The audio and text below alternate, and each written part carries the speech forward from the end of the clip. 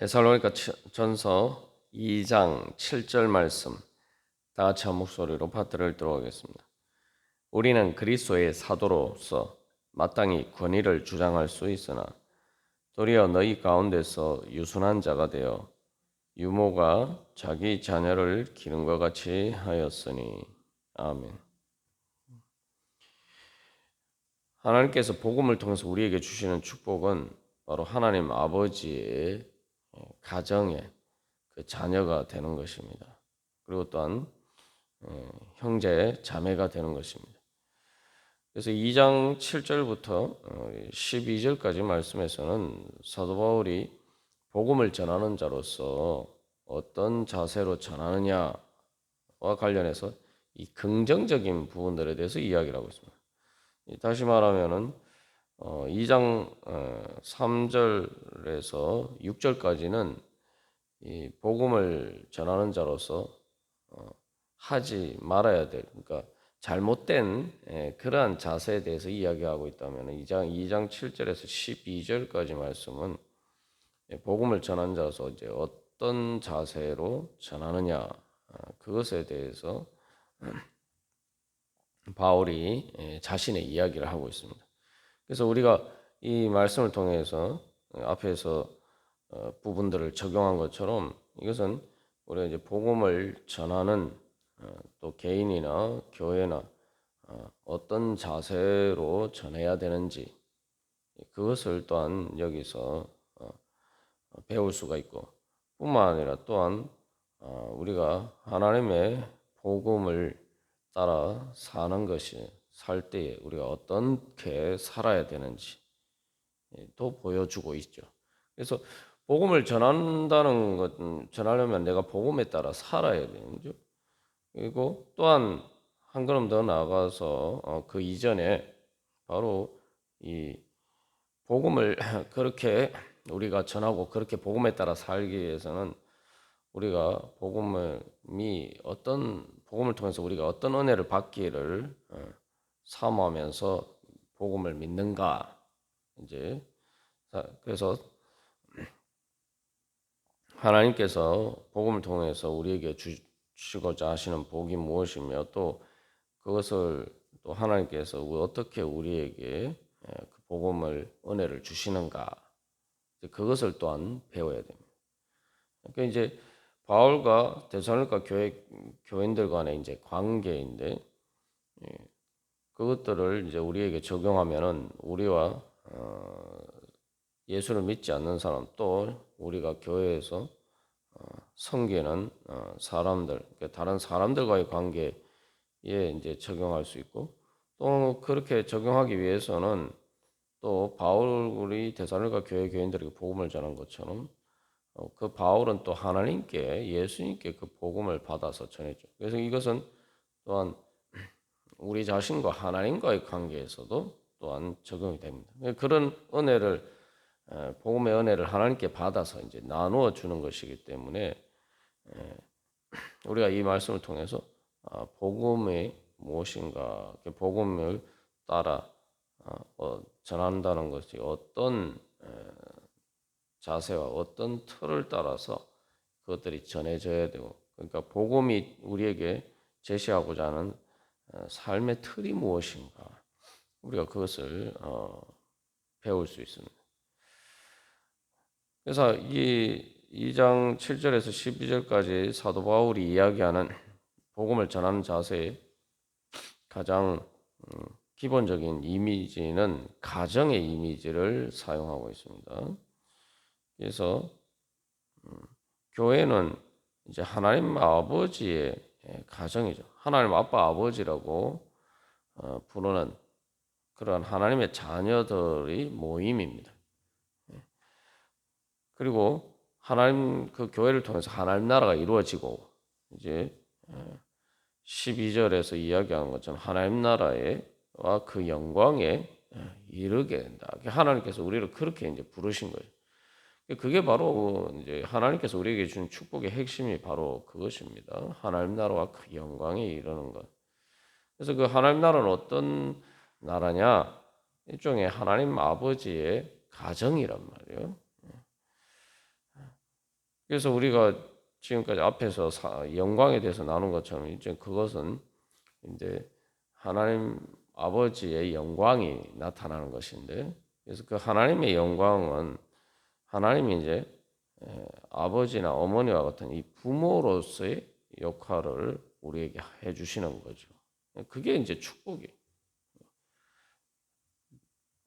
그래서 복음을 통해서 우리가 받는 축복이라는 것은 하나님 아버지의 가정의 한 일원이 되고, 그래서 이 교회를 통해서 그 하나님 아버지의 가정의 일원이 되는 영광. 이제 로마서 8장에서는 우리가 하나님의 양자가 된다 이렇게 이야기를 하고 있죠. 우리가 생각해 보면 무엇이 영광인가 할 때, 내가 정말 이제는 하나님 아버지의 자녀가 되고 하나님 아버지의 상속자가 되는 그런 영광. 그래서 그 하나님 아버지의 가정이 되고 하나님 아버지의 집이 내 집이 되고, 그거보다 더 큰 영광이 어디 있겠습니까? 뭐 세상에서도 영광이라고 생각하면, 예를 들면 내가 정말 세상적으로 지위와 권력과 돈이 많은 사람이 그 사람의 내가 뭐 상속자가 된다든지, 내가 그 집에 정말 그 말 그대로 뭐 우리 흔히 이야기하는 것처럼 뭐 그런 그 가정의 자녀가 된다는 거 생각해 보면은, 이제 세상 사람들도 이제 그런 것을 영광이라고 생각하는데, 우리는 단순히 뭐 세상적인 지위나 뭐 권력이나 돈의 그런 영광을 넘어서 정말 우리를 사랑하시는 하나님의 사랑의 행복으로 충만한 바로 그 가정의 일원이 되는 거죠. 우리가 예수를 믿는다는 것은 하나님께서 우리를 그렇게 불러주시는 거죠. 그게 얼마나 귀한 일이에요. 얼마나 귀하고 영광스러운 일입니까? 우리가 그 부름에 대해서 아멘 하면서 응답하면서 하나님 아버지의 자녀가 되는 것이 우리의 믿음입니다.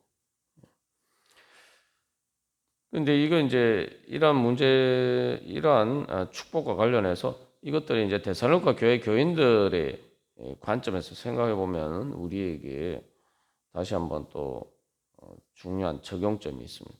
그건 무엇이냐면은, 데살로니가 교회 교인들이 이제 고난을 받았다, 복음 때문에 고난을 받았다라고 할 때, 뭐 사도 바울이 이후에 이제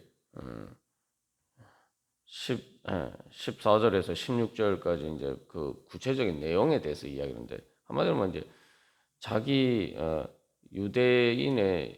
유대에서 유대에 있는 팔레스타인 지역에 있는 그 가나안 지역에 있는 교회들이 바로 자기 동족인 유대인들에 의해서, 그러니까 유대 그리스도인들이 자기 동족 유대인들에 의해서 핍박과 박해를 받는다는 거예요. 그것처럼 너희들도 그런 이렇게 박해를 받고 고난을 받음으로써 그들을 본받는 자가 되었다. 고난 가운데에서도 복음을 믿는 그런 자리에 서 있다. 이제 그 이야기를 하는 거죠. 거기에서 중요한 것은 이제 동족이라고 이야기하는데, 그게 일종의 뭐 작은 의미의 가정일 수도 있고 큰 의미에서 이제 내가 속한 이 공동체에서 예수님을 믿는 것 때문에 쉽게 말하면 그 공동체에서 이제 소외되는 거죠. 그래서 예수님 믿는 것 때문에 내 가정이나 내가 기존에 내가 그 소속된 그러한 공동체에서 내가 소외받고 그렇게 박해를 받고 그렇게 되었을 때, 말 그대로 저기 사도 바울이 나중에 이야기를 합니다. 자기는 고아와 같이 되었다. 말 그대로 고아처럼 그렇게 소외되었을 때, 소외된 것이 바로 이제 고난의 형상이죠. 그런 가운데서 이제 사실 이제 그 사도 바울이 여기서 이제 가정의 이미지를 사용해서 이야기하는 것은 중요한 의미가 있죠. 그러니까 이제 세상에 원래 자기가 속했던 공동체, 그 가정과 같은 그러한 공동체에서 소외가 되었지만, 말 그대로 그래서 고아처럼 됐지만, 그러나 이제 그 대신에 새로운 공동체, 즉 하나님 아버지의 그 가정, 하나님 나라의 그 일원이 됐다. 그러니까 사실은 소외된 것이 아니라 소외된 것처럼 보이지만 그러나 영원히 그들과 함께 하시는 하나님 아버지의 가정에 속했기 때문에 그리고 그 은혜를 누리기 때문에 이제 그 고난 가운데서 교회는 새로운 가정과 새로운 피난처와 안식처가 되는 거죠.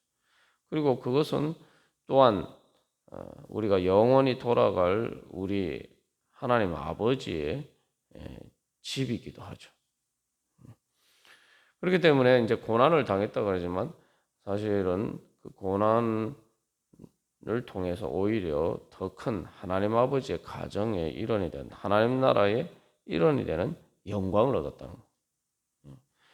그래서 가정과 로마 동족과 그다음에 로마 제국에 의해서 소외되었지만 그러나 이제 하나님 아버지의 가정과 하나님 나라의 백성과 또한 하나님 나라의 일원이 되는 그 영광을 얻었다는 거죠.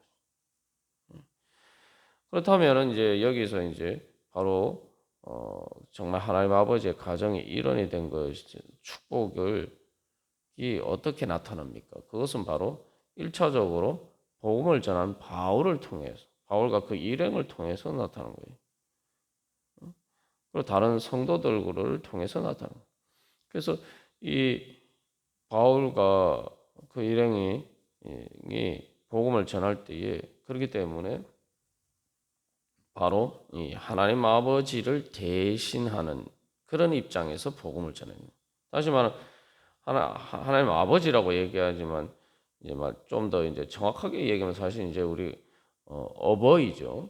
아버지와 어머니를 포함해서 이 부모와 같은 그러한 마음으로 또 그런 자세로 데살로니가 교회 교인들에게 복음을 전했다는 겁니다. 왜 그러냐면은 바로 바울은 하나님 아버지의 복음을 전하는 것이기 때문에 하나님 아버지를 대신하는 거죠. 그러니까 뭡니까? 데살로니가 교회 교인들에게 사도 바울은 그래서 이 7절에서는 자기 자녀를 젖먹이는 엄마에 비유하고 있고 그 다음에 11절에서는 아버지에 비유하면서 이야기를 하고 있습니다. 그래서 여기서 이제 이 결국 그래서 이제 칼빈이 교회를 어머니라고 이야기하는데 하나님 아버지의 뜻에 따라서 성도들을 전도를 해서 그리스도인을 만들고 물과 성령으로 거듭나게 하고 또 하나님의 자녀로 자라가게 하고 그 모든 양육 탄생과 양육의 모든 과정을 이제 교회를 통해서 이루어지죠. 그래서 이제 교회를 어머니에 비유하는데 이게 바울은 바로 그러한 이야기를 하고 있는 것입니다. 그래서 우리가 하나님 아버지의 은혜를 말 그대로 아버지 어머니처럼 그렇게 우리를 하나님의 자녀로 거듭나게 하시고 또 자랄 수 있도록 양육해 주시는 그러한 그 하나님의 은혜를 우리가 받는 것이 그게 복음의 은혜입니다. 그렇다면은 이제 또 우리가 그 복음의 은혜를 받은 자로서 그 하나님의 은혜를 우리가 그 어떻게 받느냐라고 했을 때 그것은 또 사실 이제 다른 성도들을 통해서 우리 그 교회를 통해서 우리가 그 은혜를 받죠. 그러니까 거기서 이제 교회가 하나님 아버지를 대신하는 역할을 하고 그것을 통해서 우리가 그 은혜를 받고 또 우리가 그 은혜를 받으면은 또 우리가 그 은혜를 나누어 주는 것 복음을 전한다라고 할 때 또 하나님의 교회 일을 한다고 할 때 그 모든 일들은 또한 똑같이 하나님 아버지의 마음으로 해야 되는 거예요. 그래서 아버지 어머니와 같은 마음으로 해야 된다. 그것이 이제 2장 7절에서 12절까지 사도 바울이 전하는 바입니다. 결국 뭐 우리의 모든 사실은 축복의 근원이 사실은 이제 세상에서 이제 예수 믿는 것을 떠나서 일반적으로 또 우리 가정에 있죠. 내가 어떤 가정에 속해 있느냐. 어? 우리가 받는 대부분의 그런 축복들은 기본적으로 가정을 통해서 받죠. 그리고 또한 우리가 세상을 살아가면서 진짜 우리가 이제 믿을 수 있는 것도 사실은 가정인데, 한마디 거기에서 특별히 우리가 어렸을 때에 부모님에게서 받는 것처럼 그런 은혜와 사랑에 기초해서 사실 우리가 우리의 존재가 이제 자라서 어, 생존을 사실은 유지할 수가 있는 거예요. 정말 세상에서 뭐 어린아이가 라는 것은 존재는 뭐 누가 어른이 보호해 주지 않으면은 사실은 살 수 없는 그런 존재. 우리가 갓난아기 때부터 이제 자라는 과정에서 완전히 성인이 돼서 우리가 독립해서 우리가 어, 우리 자신이 살아갈 수 있게 되기까지 말 그대로 부모님과 그 가정을 통한 그 보호가 없으면 사실 우리가 그렇게 살 수가 없죠. 뭐 사실 그 이후에도 이제 마찬가지입니다만, 그래서 이 그 가정의 역할들을 생각해 보면은 우리가 그것이 정말 이 땅에서 사실 우리가 제일 믿고 의지할 만한, 말 그대로 믿고 의지할 만한 그 삶의 보금자리. 하나님께서 우리에게 주신 은혜는 바로 우리가 단순히 뭐 어렸을 때는 우리가 부모님의 그런 은혜 가운데 살아갑니다만, 이제 나이가 들고 어른이 되면 계속 그렇게 살아갈 수가 없죠. 세상에서는. 이제 그러나 하나님 아버지께서 우리에게 주시는 은혜는 영원히 하나님께서 우리의 아버지가 되어 주시고, 그래서 예수님께서도 성령님을 보내 주실 때에 말씀하시기를 너희를 고아와 같이 버려두지 아니하고 보혜사 성령님을 보내 주셔서 그 성령님을 통해서 하나님 아버지와 예수님께서 영원히 우리와 함께 하시면서 어, 마치 우리를 하나님 아버지의 그런 자녀로서 계속 지켜주시고 보호해 주시고 양육해 주시겠다는 약속을 주셨어요. 그렇기 때문에 우리는 영원히 하나님 아버지의 그 따뜻한 가정의 품 안에 있는 것입니다. 그게 복음의 은혜예요. 그래서 그 우리 하나님 아버지는 영원한 아버지 되시며 또한 가장 지혜로우시고 또한 능력이 있으시고 또 우리를 사랑하시기 때문에 그 가운데서 우리가 사랑의 행복을 이루어 갈 수 있도록 또 하나님께서 역사하십니다. 그러면은 그러한 축복을 우리가 받을 때에 하나님께서 어떻게 역사하시느냐, 어떻게 복음을 통해서 역사하시느냐, 또 그런 복음의 역사에 우리가 어떻게 참여하고 또 하나님께서 우리를 통해서 어떻게 그렇게 그 은혜를 또한 베풀어 주시느냐.